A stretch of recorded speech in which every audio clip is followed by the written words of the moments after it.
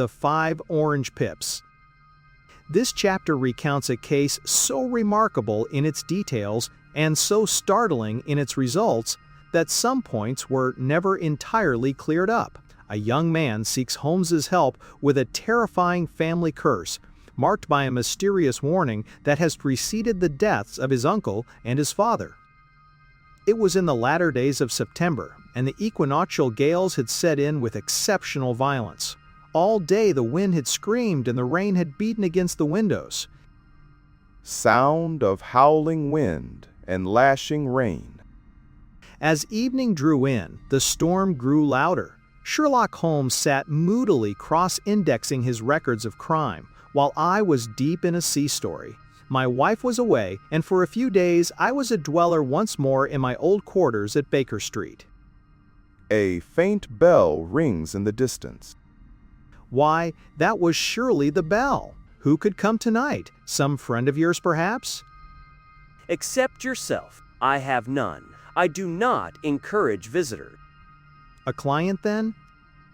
If so, it is a serious case. Nothing less would bring a man out on such a day. But I take it that it is more likely to be some crony of the landlady's. He was wrong, however. There came a step in the passage and a tapping at the door. Holmes stretched out his arm to turn the lamp towards the vacant chair. Come in. The man who entered was young, some 22, well-groomed and trimly clad. His streaming umbrella and long shining waterproof told of the fierce weather. His face was pale and his eyes heavy, like those of a man weighed down with some great anxiety. I owe you an apology. I trust that I am not intruding. I fear that I have brought some traces of the storm into your snug chamber. Give me your coat and umbrella. They may rest here. You have come up from the southwest, I see. Yes, from Horsham. That clay and chalk mixture upon your toe caps is quite distinctive. I have come for advice and help. I heard from Major Prendergast how you saved him in the Tankerville Club scandal. He said that you could solve anything. He said too much. I have been beaten 4 times, 3 times by men, and once by a woman. But what is that compared with your successes? Then you may be so with me. I beg that you will draw your chair up to the fire and favor me with some details as to your case. It is no ordinary one, and yet I question, sir, whether, in all your experience, you have ever listened to a more mysterious and inexplicable chain of events than those which have happened in my own family. You fill me with interest. Pray give us the essential facts from the commencement. My name is John Openshaw. My uncle Elias emigrated to America and became a planter in Florida. At the time of the war, he fought for the South and rose to be a colonel. About 1870, he came back to Europe and took a small estate in Sussex. He was a singular man, fierce and quick-tempered. He drank a great deal of brandy and saw no society, not even his own brother, my father.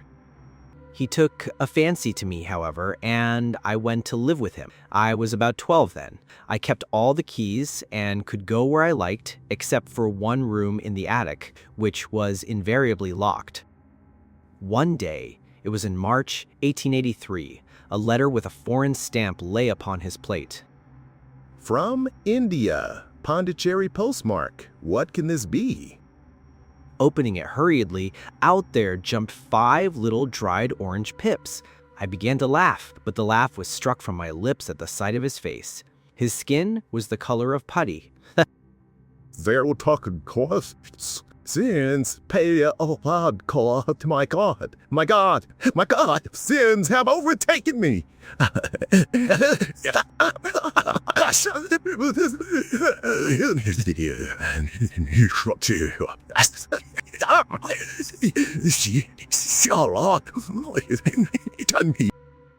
What is it, Uncle? Death. Oh, God. He retired to his room. I took up the envelope and saw scrawled in red ink upon the inner flap the letter K 3 times. There was nothing else. I met him coming down with an old rusty key and a small brass box. They may do what they like, but I'll checkmate them still. Tell Mary I shall want a fire in my room and send down for Fordham, the lawyer. When the lawyer arrived, I was called to the room. In the grate there was a mass of black, fluffy ashes, and the brass box stood open and empty beside it. On the lid was printed the treble K. I wish you, John, to witness my will. I leave my estate, with all its advantages and all its disadvantages, to your father. If you can enjoy it in peace, well and good. If not, take my advice and leave it to your deadliest enemy. After that, I saw a change in him. He drank more. Sometimes he would burst out of the house with a revolver, screaming that he was afraid of no man, then rush back in and lock the door, like a man terrified. One night, he made one of those sallies and never came back. We found him face downward in a little green-scummed pool. The jury brought in a verdict of suicide, but I knew how he feared death. One moment. The letter arrived on March 10th, 1883. His death was 7 weeks later, on May 2nd? Yes, my father took over the property.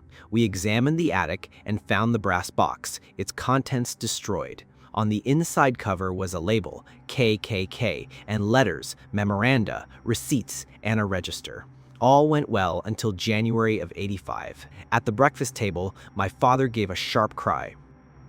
There he was, sitting with a newly opened envelope and 5 dried orange pips in his hand. Why, what on earth does this mean, John? My heart had turned to lead. It is KKK, I said. He looked inside the envelope. So it is, he cried. But what is this written above them? Put the papers on the sundial, I read. He dismissed it as a preposterous practical joke. I begged him to speak to the police, but he forbade it. On the 3rd day after, my father went to visit a friend. On the 2nd day of his absence, I received a telegram. My father had fallen over one of the deep chalk pits and was lying senseless with a shattered skull. He passed away without recovering consciousness. The jury brought in a verdict of death from accidental causes. Yet I was certain some foul plot had been woven round him.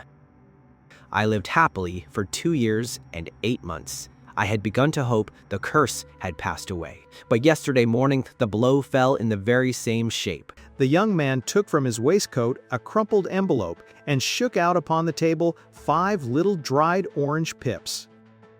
This is the envelope. The postmark is London. Within are the words K, K, K, K, oh, and then put the papers on the sundial. What have you done? Nothing. To tell the truth, I have felt helpless. I seem to be in the grasp of some resistless, inexorable evil. And I was not it. Tut! You must act, man, or you are lost. This is no time for despair. I have seen the police. They listened with a smile. They believe the letters are practical jokes.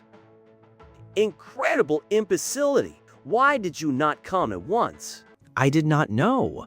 It was only today that Major Prendergast advised me to come. There is one thing, a single sheet of paper I found on my uncle's floor after he burned the rest. He laid a piece of discolored, blue-tinted paper on the table. It was headed March 1869, and beneath were the following enigmatical notices. 4th, Hudson came, same old platform. 7th, set the pips on Macaulay, Paramore, and John Swain of St. Augustine. 9th, Macaulay cleared. 10th, John Swain cleared. 12th, visited Paramore. All well. Thank you. And now you must, on no account, lose another instant. You must get home and act. Put this piece of paper into the brass box with a note saying the other papers were burned by your uncle. Then, you must at once put the box out upon the sundial. Do you understand? Entirely. You have given me fresh life and hope. I shall do as you advise. Do not lose an instant, and take care of yourself. You are threatened by a very real and imminent danger. You are armed? Yes, that is well. Tomorrow I shall set to work on your case. He shook hands and took his leave. Outside the wind still screamed. This strange, wild story seemed to have come to us from amid the mad elements. Holmes sat for some time in silence. I think, Watson, that of all our cases we have had none more fantastic than this. This, John Openshaw, seems to me to be walking amid even greater perils than did the Sholtos. But have you formed any definite conception as to what these perils are? Who is this KKK? The ideal reasoner would, from a single fact, deduce all the chain of events. To do so, he must possess all knowledge likely to be useful to him in his work. Kindly hand me down the letter K of the American Encyclopedia. We may start with a strong presumption that Colonel Openshaw had some very strong reason for leaving America. His love of solitude suggests he was in fear. Did you remark the postmarks? The first was from Pondicherry, the second from Dundee, and the third from London. They are all seaports. The writer was on board of a ship. Now, another point. In Pondicherry, 7 weeks elapsed between the threat and its fulfillment. In Dundee, only 3 or 4 days. Does that suggest anything? There is a presumption that the vessel is a sailing ship. Those 7 weeks represented the difference between the mailboat, which brought the letter, and the sailing vessel, which brought the writer. And now you see the deadly urgency. This one comes from London. We cannot count upon delay. Good God, what can it mean? The papers are of vital importance. There must be more than one of them. In this way, you see, KKK ceases to be the initials of an individual and becomes the badge of a society. Have you never heard of the Ku Klux Klan? I never have. Here it is. Ku Klux Klan, a name derived from the fanciful resemblance to the sound produced by cocking a rifle.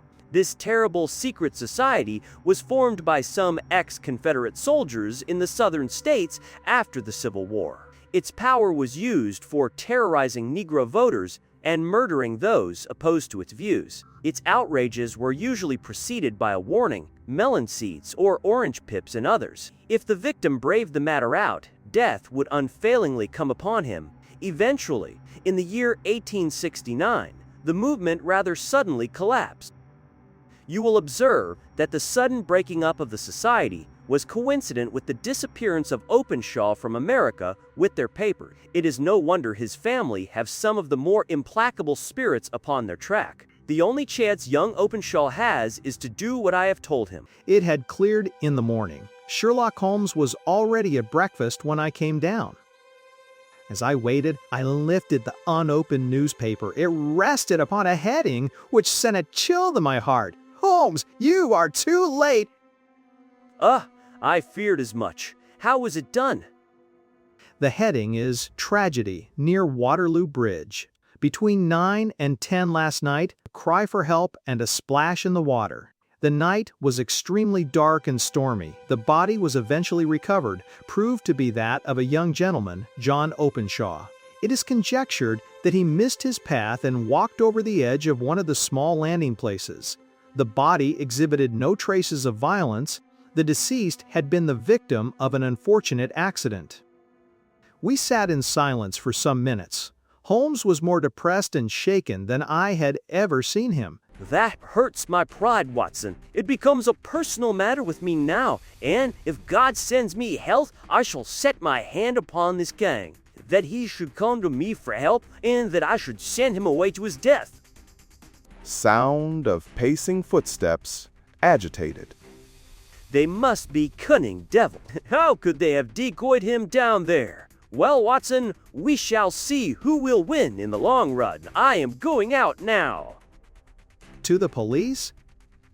No, I shall be my own police. When I have spun the web, they may take the flies, but not before. It was nearly 10 o'clock before he entered, looking pale and worn. He devoured a piece of bread voraciously. Starving. I have had nothing since breakfast. I had no time to think of it. And how have you succeeded? Well, I have them in the hollow of my hand. Young Openshaw shall not long remain unavenged. Why, Watson, let us put their own devilish trademark upon them. It is well thought of. He took an orange, squeezed out 5 pips, and thrust them into an envelope. On the inside of the flap he wrote SH for JO. Then he sealed it and addressed it to Captain James Calhoun, Barkey Lone Star, Savannah, Georgia. That will await him when he enters port. It may give him a sleepless night. And who is this Captain Calhoun? The leader of the gang. I have spent the whole day over Lloyd's registers. One ship, the Lone Star, was at Pondicherry in '83. I searched the Dundee records. The Lone Star was there in January '85. The Lone Star arrived here last week. I went to the Albert Dock and found she had sailed this morning, homeward bound to Savannah. He and the two mates are the only native-born Americans in the ship. I know they were all three away from the ship last night. By the time their sailing ship reaches Savannah, the mailboat will have carried this letter, and the cable will have informed the police that these three gentlemen are badly wanted here upon a charge of murder. There is ever a flaw, however, in the best laid of human plans. The murderers of John Openshaw were never to receive the orange pips. Very long and very severe were the equinoctial gales that year. We waited long for news of the Lone Star of Savannah, but none ever reached us. We did at last hear that somewhere far out in the Atlantic, a shattered stern post of a boat was seen swinging in the trough of a wave with the letters LS carved upon it, and that is all which we shall ever know of the fate of the Lone Star.